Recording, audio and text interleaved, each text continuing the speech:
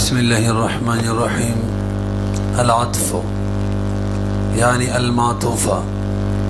يعني المعطوف بالحرف تابع مقصود، أي قصد نسبته إلى شيء أو نسبة شيء إليه بالنسبة الواقعة في الكلام، فقوله بالنسبة متعلق بالقصد المفهوم من المقصود مع متبوعه. برګوريږي د دریم بحث ته اول بحث کې د مطلق التابع تعریف کړو، هرغه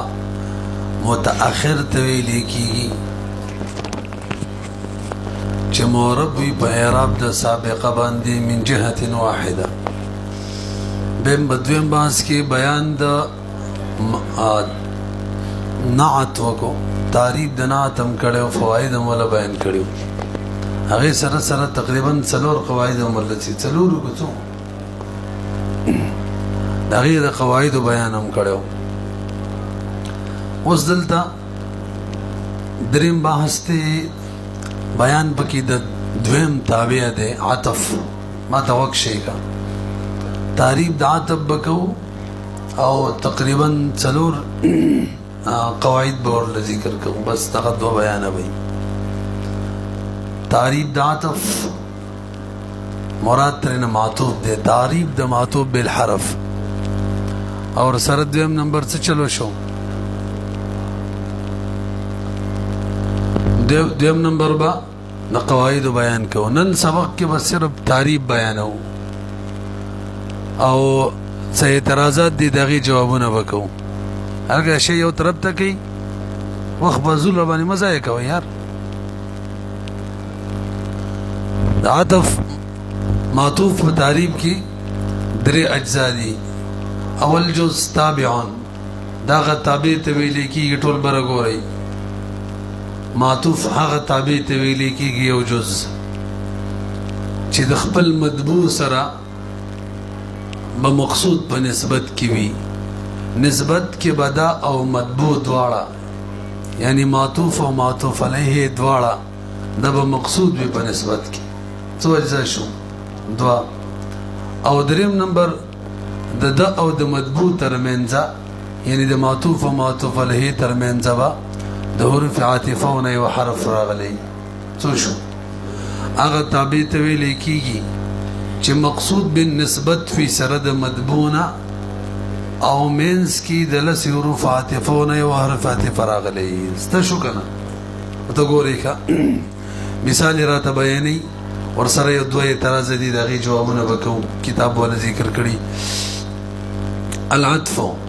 علامه جمی فرمایي یعنی المعطوف بالحرف. نسل کی اعتراض نه جواب کوي چې عطف مصدر ده، صرف وصف ده او مبتدا ده، او تابعون دا ذات مال وصف ده خبر ده، نو حمل د ذات مال وصف را لې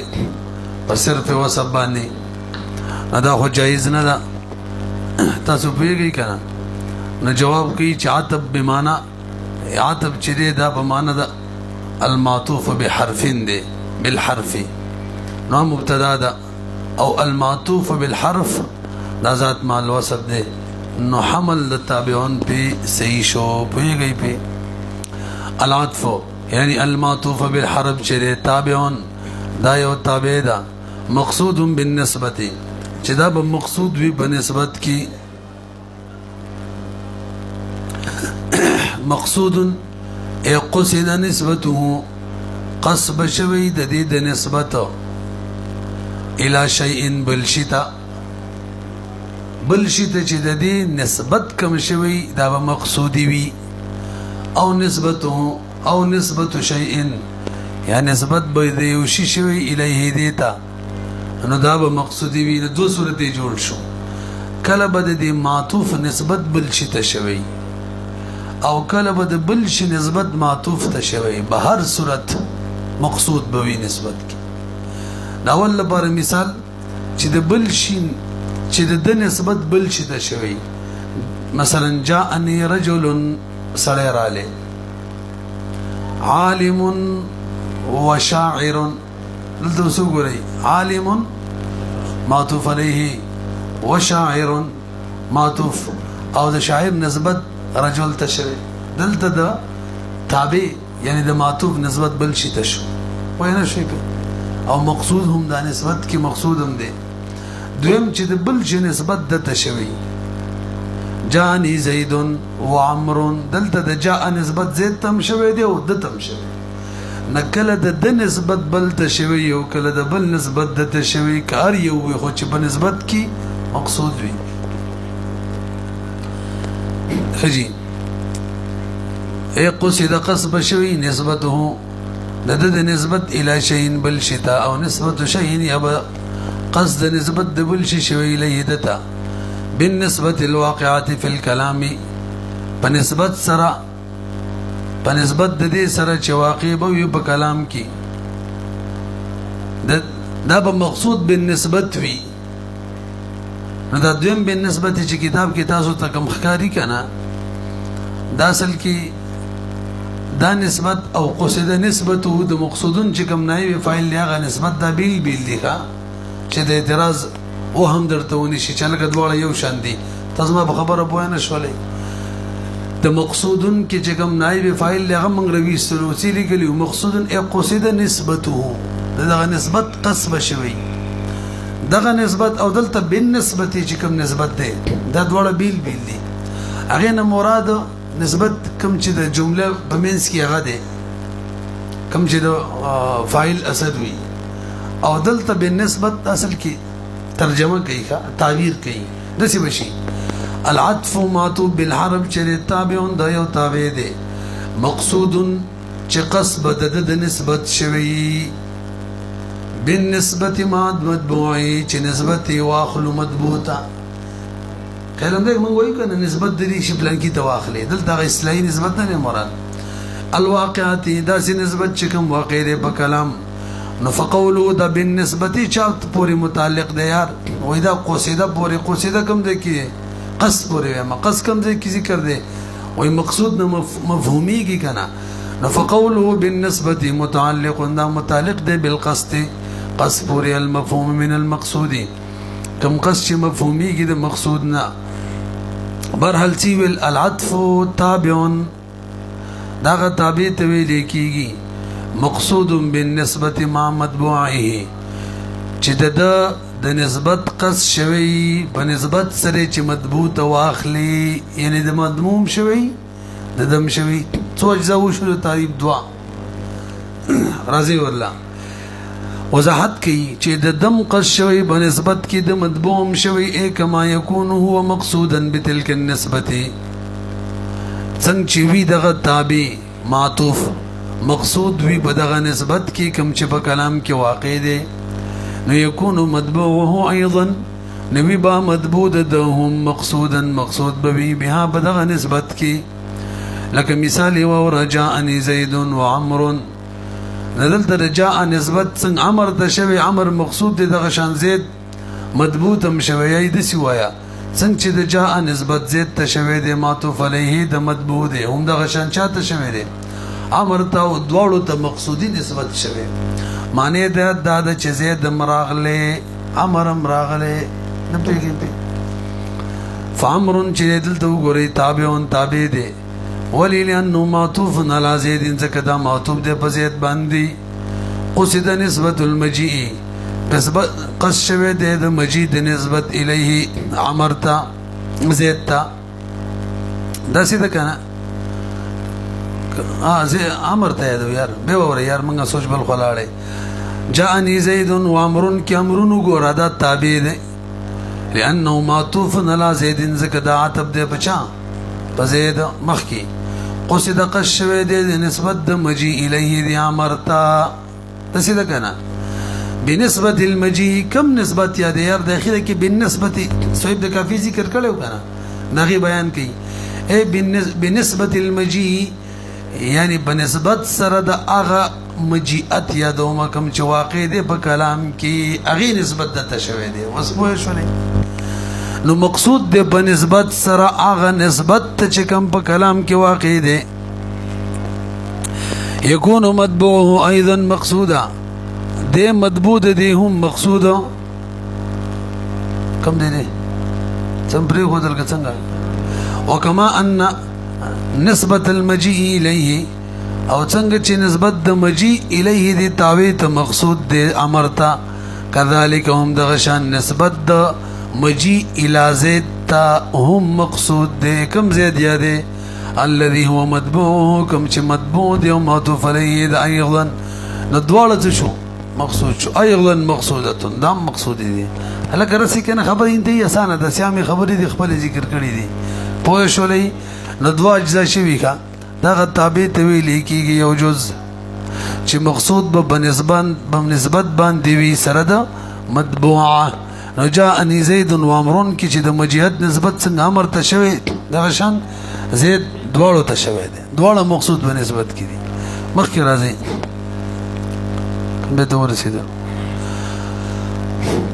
خجی وس دا قیدونه کوم قید کوم ولګول د احترازی د اتفاقی دي نو احترازی دی وک شي تابعون جنس ته پنځه وړو ته شاملو به څه ویل چې دا سه تابع د جبه نسبت کې با مقصود وی د نسبت بقص شوی دې سره د څوک بار شو جی دې سره د بدل نه علاوه ټول بار شو د توابع ټول څو دي بنځه دي کنه کم صفت نعت معطوف بدل او تاکید مؤکد او عطف بیان بنځه دي کنه نو چې د څنګه ویل دا تابع دي جنس ټول شامل شو به څه ویل چې دا د نسبت بقص شوی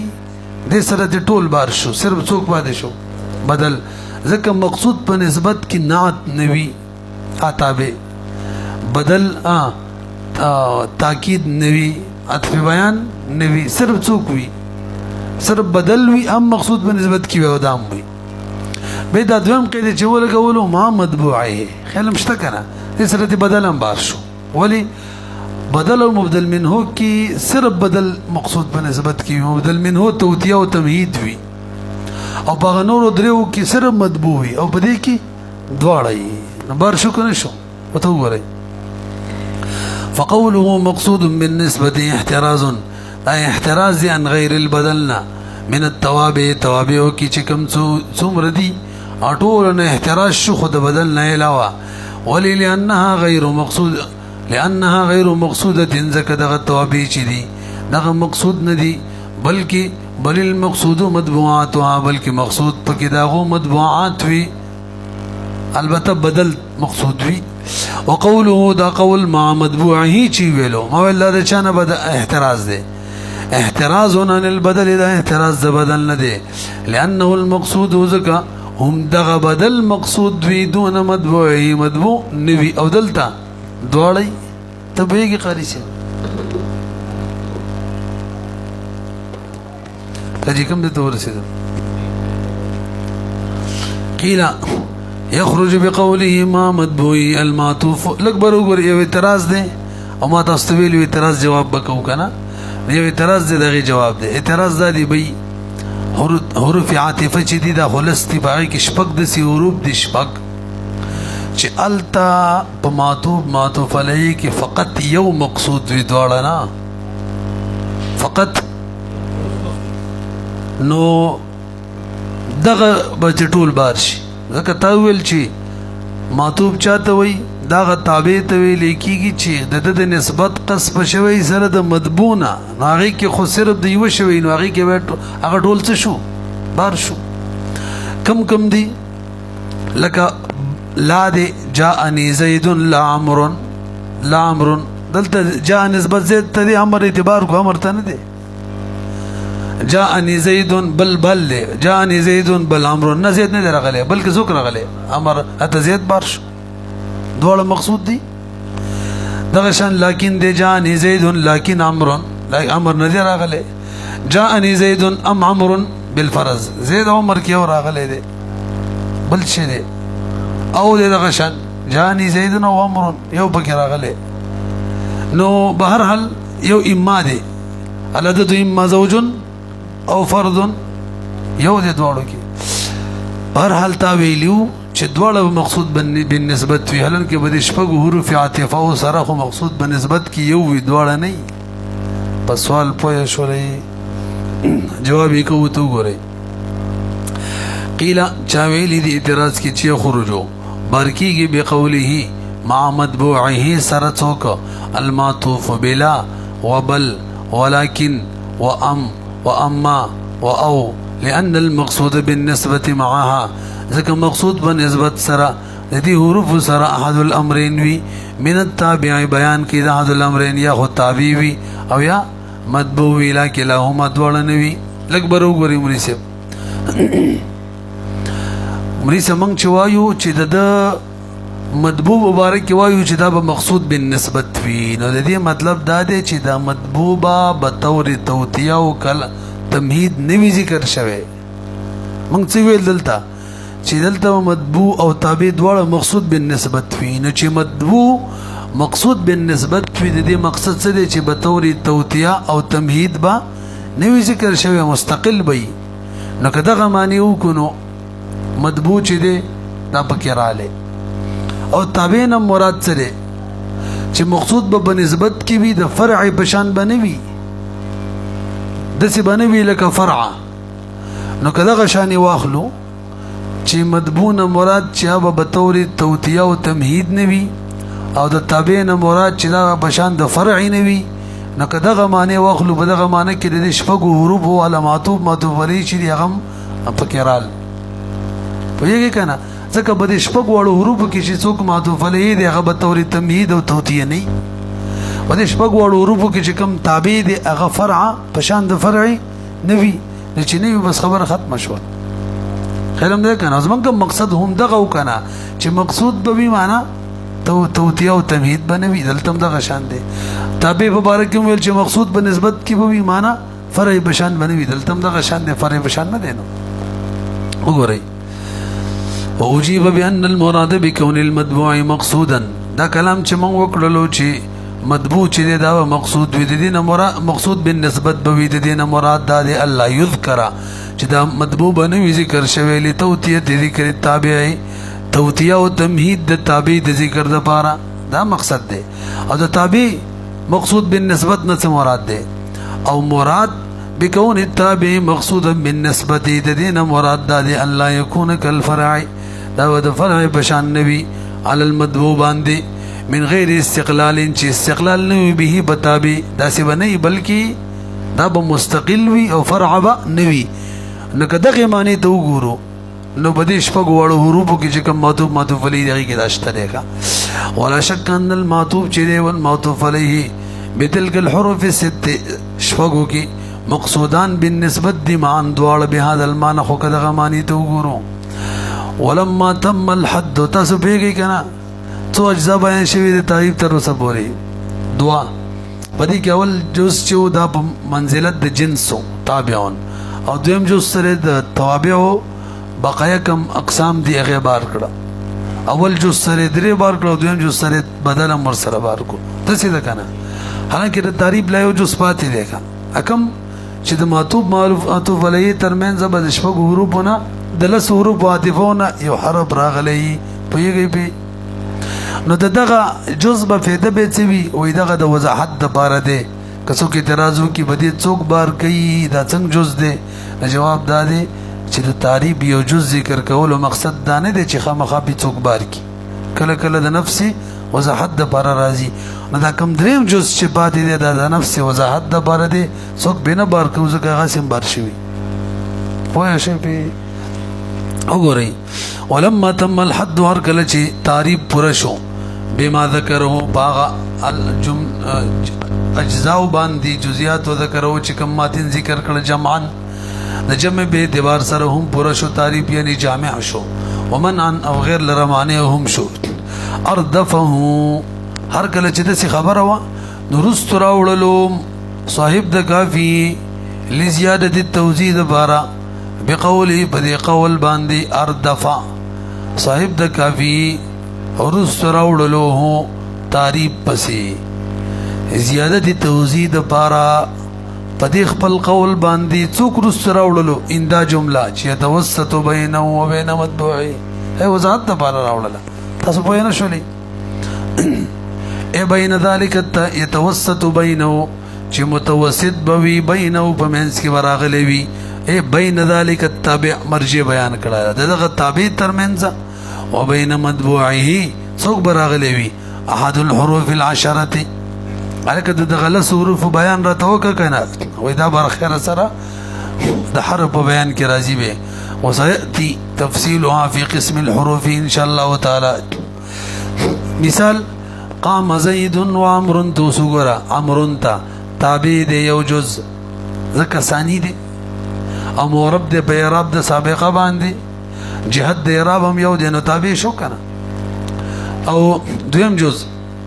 مقصود به نسبت کې به وي سره د مطبوعه قام نسبت څنګه امر د شوی زید تم شوی دواړه مقصود دي. دریم جز دواړو منځ کې حرف عطف هم راغلی دی واو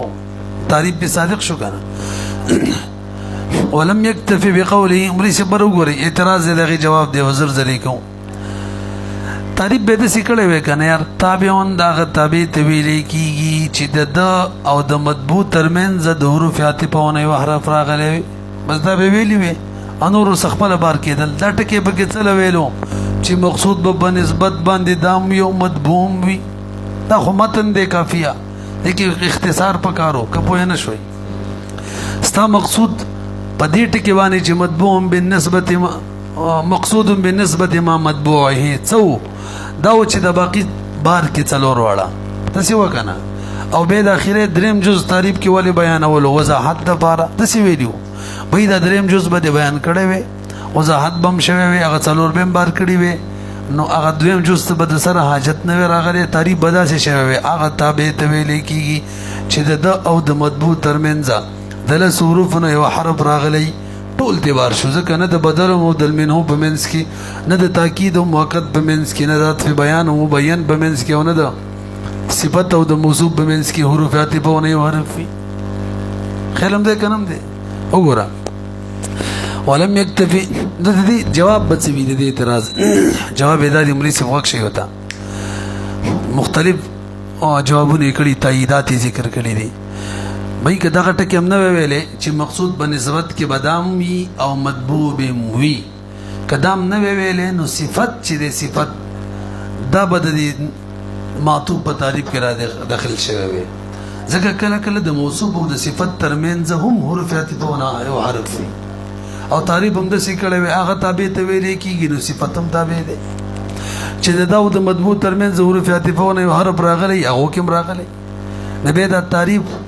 هغه نه احتراز را لې په دې تعریف کې نه راتللو ښه پوهېږئ نو چې کله مو سره دا ویلو چې دا به مقصود وي به مقصود وي اوس هغه بار شو ځکه هلته صرف موصوف مقصود وي پوه نه شوئ زرزري وایو ټیم کم دی کمه دی ولم يكتفي اكتفاء ونقل بقوله تابع يتوسط بين وبين مطبوعه احد الحروف العشره صرف بدي دو جملو اجزاء باندې د دوه قیدونو د تعریف باندې ولئن الحروف حروف عاطفه چری قد تتوسط کله کله دا راځي بین الصفات د صفات ترمنځم مثال کې وګوره جاءني زيد العالم والشاعر والدبير زید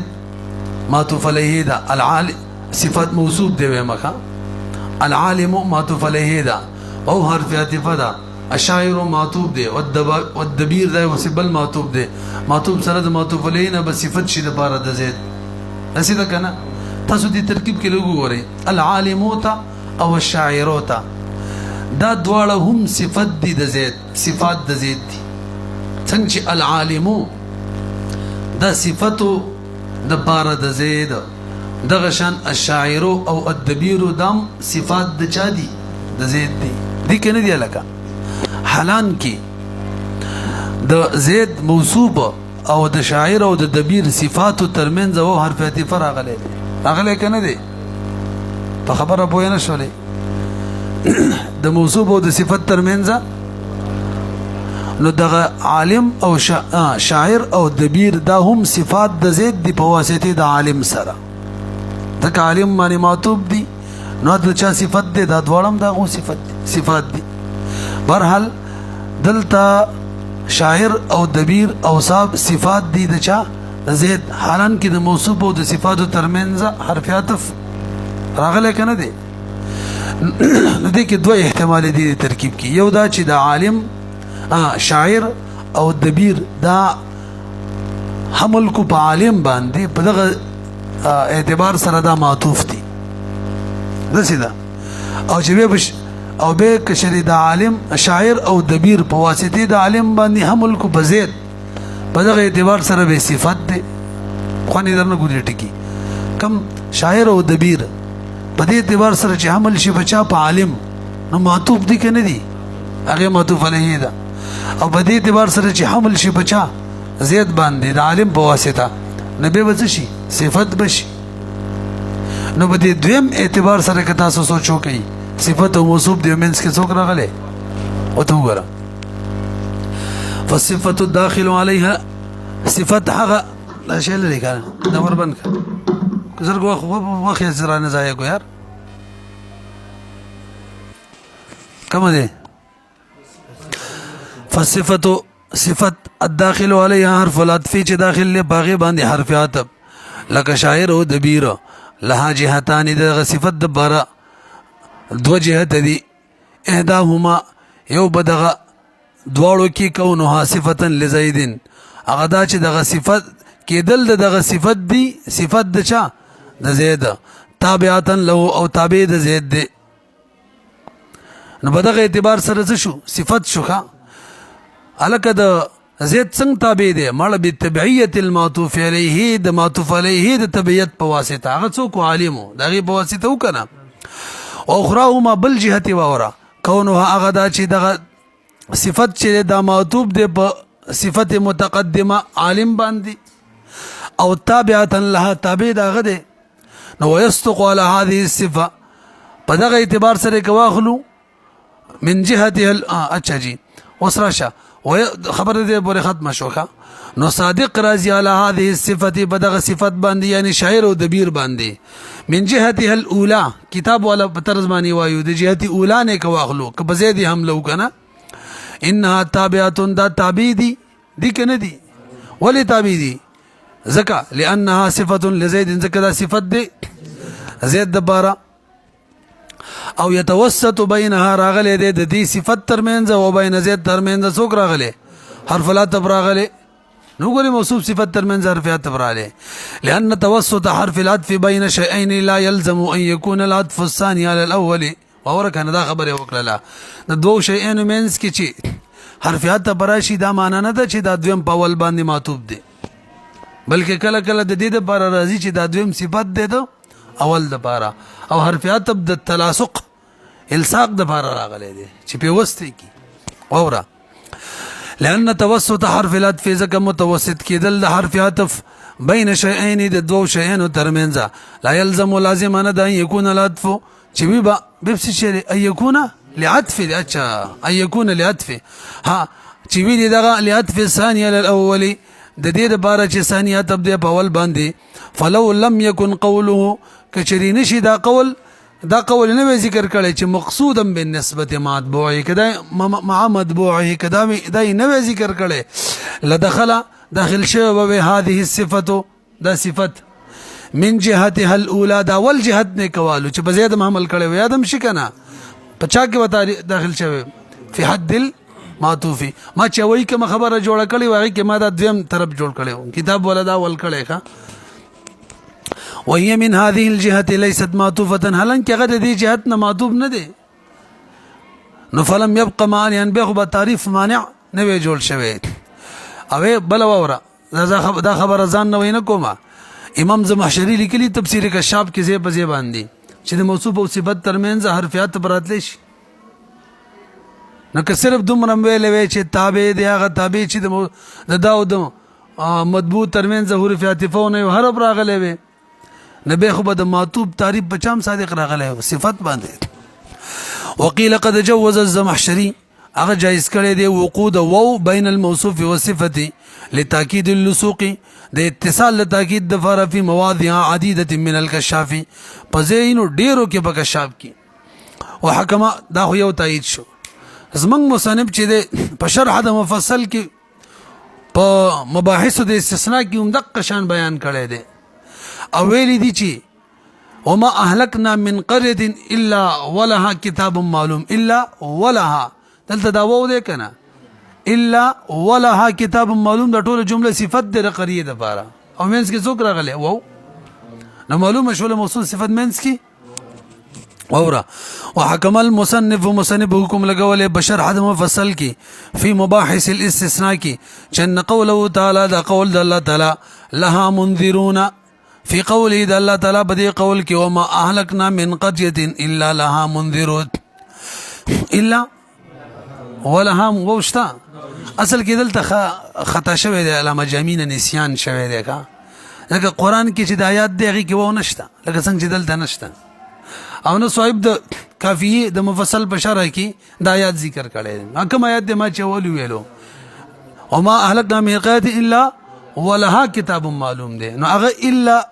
ولها کتاب معلوم په ځمانه منذرون ذکر کړي وګورئ دا صفت دی لقریه د فرافل او اکتفا بقوله تابعون تو کنه کچر اکتفای کړي وي بده خبره چې تابعون یوجز يتوسط بينه وبين متبوعه احد الحروف العشره صرف دای ویلی وي نو به چره سمې پرې خو دلته څنګه اچھا جی فلو اکتفا بقوله تابعون يتوسط سردمنا ویلی وي لدخل فيه داخل شوی بدی کې مثل هذه الصفه د غشن صفته پوه شولې په بل تایید و اور دریم زمنګ مصنف چې د کافی شرح کړی د عملی پنوم باندې هغه کې هم ویلي دي چې دا مثال چې ده کنه دې کې دا مثال ورکړی دی زید العالم والعاقل سی ویلي زید العالم والعاقل دی عاقل مبارک سی ویلي وره ونقل او نقل لید مصنفنا انه قال في امال الكافيه کی ویلی دي چې عاقل چره په کوم ترکیب کې مثل جاءني زيد العالم خو صفت ده کنه اول عاقل اتب ده عالم باندې کې خیلم وی حالن کې دام صفت ده زیاده وې دا تابع ده يتوسط راغله ده او د مضبوط ترمنځ احد الحروف العشرون حالن کې وليس بعطفنا للتحقيق دا خاطب نه ده بزیات معنی بلکې سي ده صفت ده وانما هو باق زکه داخل باقی ده على ما كان عليه في الوصفيه اغه پکم معنی پاغه څه باقی ده پکم معنی چې مخ کې نه باقی وغه څه وصفیت اب کلاوت مشته ده تاسو پوهیږئ دا تاییدات ذکر شول دي مسلې د بارا چې معطوف علیه موصوف او صفت ترمنځ حروف عطفونه یو حرف راتللی شي لہذا صرف دا تعریف ذکر کول د معطوف چې تابع به او د مضبوط ترمنځ به حروف عطفونه یو حرف راغلی وي دا صحیح تعریف نه ذکر ور سره صاحب د کافی دا یو جزئیات کو چې دا به مقصود په نسبت کی وي مضموم وي به البته دا د اصول چې د موصوف صفت ترمنځ حروف عطفونه حرف عطف ولې راځي ويجي د موصوف صفت او د معطوف علیه ترمنځ څه مناسبت ده کنه څه دی بکی هغه دا چې کله صفت د صفت وی لکه د معطوف په شان به وراوړو حروف عطفونه به حرف راوړو اصل کې قانون دا دی چې صفت او موصوف چې دي د مصداق په اعتبار سره وي جاءني زید العالم عالم او زید یو دي کنه دي اما معطوف علیه کې قانون دا دواړه بغیر غیر وي جاءني زید و امر زید بیل امر بیل نو چې کله صفت او موصوف کې تغایر وو سبق یو موصوف او صفت کې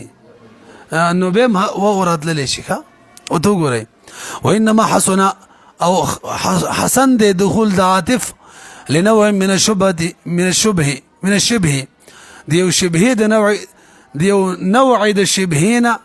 بالمعطوف د معطوف سره شبهه ده کنه لما بينهما من التغاير هغه چې دې کې تغایر وي تو ګوره فلو حد العطف تاسو پیږئ کله تغایر به داسې کیږي نو کچري تعریف دا ته بیان شوی وي کک وما غشن څنګه چې تبه دا قید اعتبار کړی وي چې مقصود په نسبت کې ودا سره د مطبوع وي به داخل شوی وي بده کې بعض صفات مع انه وليس بمعطوف حالن کې هغه معطوف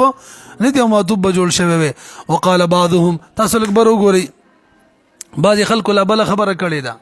وای دا قید چې د معطوف چاته وي چې دا د مطبوع ترمنځ به حروف عطفونه او حرف راغلي وي دا صحیح نه دی دا قید صحیح بس صرف د معطوف په تعریف کې دوه قید لګول دي تابعون یو او مقصود به بنسبت کې دا وي او مطبوع وي. بس دې معنی خبره ختم شوه. دا قید لګول چې دا او د مطبوع ترمنځ به حروف عاطفه او حرف راغلي وي دا غلطه ده. ځکه وي دا خو د موصوف او صفت ترمنځ هم راتللی شي حالانکه هغه معطوف نه دی. واوره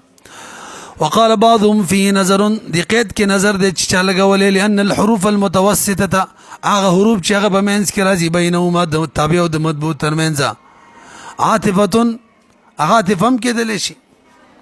لدلالتها فيها على ما تدل عليه في غيرها من الجمع والترتيب وغير ذلك ففي جعلها غير عاطفه كما لي. وقال بعضهم فيه نظر لأن الحروف المتوسطة بينهما عاطفة دغه دې کنه نو حروف متوسطه چې دیو ترمنځ راځي عاطفه وی کا څه عاطفه وی کنه ولی عاطفه وی ځکه په جمع او په ترتیب باندې دلالت کوي دواړه جمع کوي او کله به کې د سی چې یو اول له قسم کې یا فا کې او بل ورپسې دیم دی ځکه دلالت کوي به خبره لکه برابر وګوري ټول سم ونه ویلو ښه هلته ټیم تم ګورو کې سره باندې ګاډه وړه وشولنو. بعضې علما وایي دا قید صحیح نه دی دا خبره مخکې کړې وه که نه وجه سره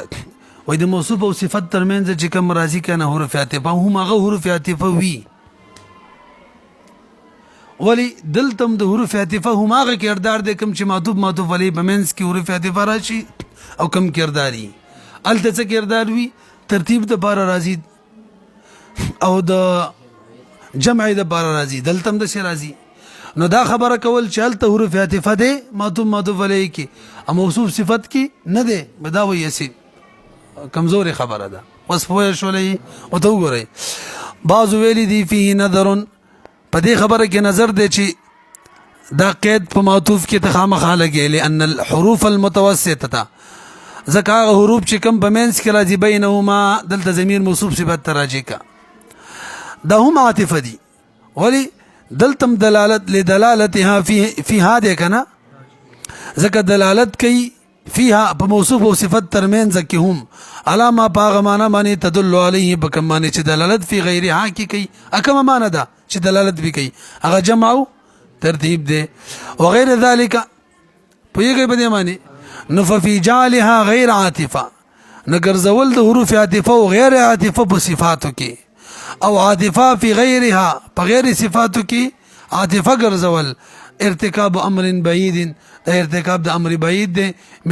من غیر ضرورت داعیه الیه بغیر څه د ضرورت نه چې هغه دعوت دی ته ورکې څه ضرورت هم نشته دی. علماء د دې علماء ته جواب ورکړی دی بای چې